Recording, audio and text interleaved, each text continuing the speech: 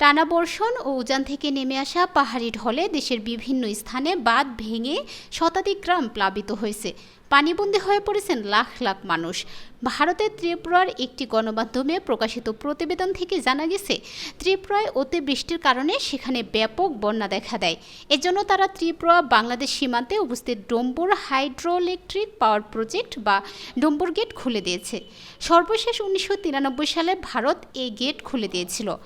Dumbur gate খুলে দেওয়ায় ফেনীর মুহুরী প্রজেক্ট রেগুলেটর দিয়ে পানি সাগরে পড়তে গিয়ে পার্শ্ববর্তী সোনাগাজী ও ফেনীর অন্যান্য উপজেলায় বন্যা দেখা দিয়েছে। এই অবস্থায় ফেনীতে ভয়াবহ বন্যায় একজনের মৃত্যু এবং একজনের নিখোঁজের খবর পাওয়া গেছে। পরশুরাম, ফুলগাজী ও ছাগলনাইয়ার পর ফেনীর সদর, ফেনী শহর, দাগনভূঞা ও সোনাগাজী উপজেলাও পানির নিচে তলিয়ে যাচ্ছে। বন্ধ হচ্ছে না উজান থেকে নেমে আসা পানির স্রোত ও ভারী বৃষ্টিপাত। সেনাবাহিনী গতকাল দুপুরের পর থেকে উদ্ধার তৎপরতায় নামলেও রাতে অন্ধকার ও বিরূপ আবহাওয়ার কারণে তেমন তৎপরতা চালাতে পারেনি বলে জানা গেছে।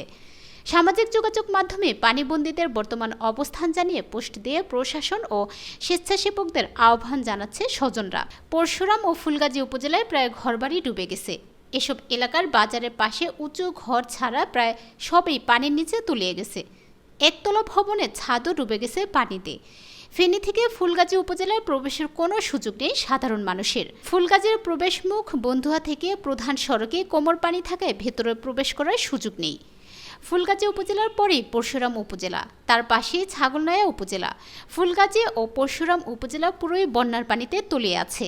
ছাগলনাইয়া উপজেলার অধিকাংশ এলাকা পানির নিচে তলিয়ে আছে। 3টি ইউনিয়ন, প্রায় প্রতিটি গ্রামের মানুষ পুরোপুরি পানিবন্দী।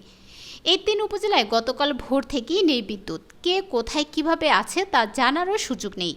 শহরের কিছু এলাকা ছাড়া পুরো জেলা জুড়ে গতকাল থেকে নেই বিদ্যুৎ।